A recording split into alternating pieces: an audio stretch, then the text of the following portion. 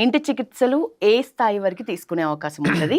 Doctor దగ్గరికి తప్పకుండా వెళ్ళాల్సిన సమస్య అంటే ఏమవుతాయి? అంటే మనము కొన్ని అబ్జర్వ్ చేయాలండి. ఇనిషియల్లీ మనం డే టు డే లైఫ్‌లో కొన్ని బాడీ పెయిన్స్ అలా వస్తున్నాయనుకోండి. రెగ్యులర్‌గా. దేనివల్ల వస్తున్నాయి ఏంటి అని అబ్జర్వ్ చేయాలి. హ్మ్. ఇనిషియల్ ఇంజ్యూరీ ఉన్నప్పుడు ఏమవుతుందంటే అక్కడ joint redness, swelling okay. And మనం నడవడానికో పని చేయడానికో ఇబ్బందవుతుంది. హ్మ్. అలాంటప్పుడు ఇమ్మీడియేట్‌గా మనం డాక్టర్ దగ్గరికెళ్ళి అదేంటో ఎగ్జామిన్ చేసుకోవాలి. ఓకే. కొన్ని పెయిన్స్ మనం టాలరబుల్‌గా ఉంటాయి. అది హ్మ్. ఎన్ని రోజుల నుంచి ఉన్నాయి? ఏ పని చేస్తుంటే ఉన్నాయి? హ్మ్. రిపీటెడ్‌గా వస్తున్నాయా?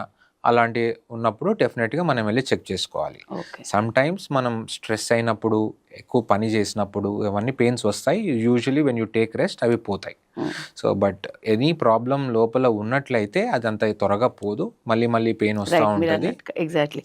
ఎప్పుడో చిన్నప్పుడు తాకిన దెబ్బలు మీరన్నట్టు ఆర్ట్‌తో రిలేటెడ్ ఎముకలకు గానీ, కీళ్ళకు గానీ, ఆడుతున్న రోజుల్లో చిన్నప్పుడు తాకిన దెబ్బలు నడి వయసొచ్చిన తర్వాత అవి బయటపడుతూ ఉంటాయంటారు. నిజం ఉంటుందా అందులో?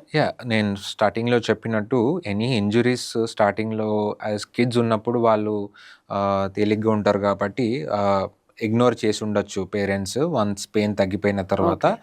బట్ అలాంటి వాటిలో కూడా కొంతమందికి పెయిన్స్ లేకపోయినా ఆ జాయింట్ డ్యామేజ్ అయిపోయి ఉంటుంది. ఓకే. మెల్లిమెల్లిగా పెరుగుతున్నప్పుడే అది బయటపడుతుంది. బయటపడుతుంది. హ్మ్. అప్పటికి it will be too late. So, అవును. రిప్లేస్‌మెంట్ చేసుకోవడం తప్పితే వేరే వేరే మార్గం ఉండదు. మార్గం ఉండదు. సో, నెగ్లెక్ట్ చేయొద్దు. నో. హ్మ్. నో. డాక్టర్ సయాటికా రిలేటెడ్ సమస్యలంటే ప్రధానంగా ఏం చూస్తున్నారు? సయాటికా అంటే it's a type of nerve అండి. మన వెన్నుపూస నుంచి కాళ్ళల్లోకి అది పాకుతూ కాలంతా వెళ్తా ఉంటుంది. వెన్నుపూసలో అది నొక్కిపోయినప్పుడు దానిపైన ప్రెషర్ ప్రెషర్. పడినప్పుడు ఆర్ ఇరిటేట్ అయినప్పుడు అది ఎక్కడైతే ట్రావెల్ చేస్తుందో హ్మ్. అంతా కూడా బర్నింగ్ సెన్సేషన్ ఉంటుంది.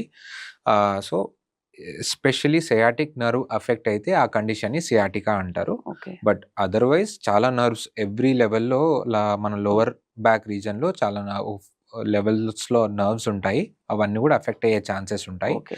అండ్ వెన్నుపూసలో ఈ నర్వ్ కంప్రెషనే కాకుండా డిస్క్ ప్రాబ్లమ్ గూడా ఉంటాయి. డిస్క్ బల్జ్ అని వినుంటారు. ఓకే. అర్లియర్‌లో ఎవ్రీ వెన్నుపూస మధ్యలో ఒక రబ్బర్ లాంటి డిస్క్ ఉంటుంది. దాని ప్రొటెక్షన్ కోసము. ఓకే. సో, దానిపైన మజిల్ వీక్‌నెస్ అయినప్పుడు, ఎవరైనా ఇంజ్యూరీ అయినప్పుడు రెండిటి మధ్యలో అది నొక్కుపోయి ముందుకొచ్చి స్పైనల్ కార్డ్ మీద ప్రెషర్ పెడుతుందండి. అలాంటప్పుడు కూడా బ్యాక్ పెయిన్ వస్తుంది. Or it might even compress the nerves అన్నమాట. ఓకే. సో, నా బ్యాక్ పెయిన్‌కి చాలా కారణాలు ఉంటాయండి. Sciatica is not the only one. Okay. అది ఏంటి అనేది మనం సర్వైకల్ ఉండొచ్చు. ఇంకేమైనా స్పెషలిస్ట్‌ని ఉండొచ్చు. కలిస్తేనే ఓకే. దానికి కంపల్సరీ కావాల్సిన ఫిజికల్ ఎగ్జామినేషన్ చేసి, కావాల్సిన టెస్ట్‌లు అవన్నీ కూడా ఆర్డర్ చేసుకొని తర్వాతే మనం దాన్ని ఓకే. డయాగ్నోస్ చేసుకోగలుగుతాం.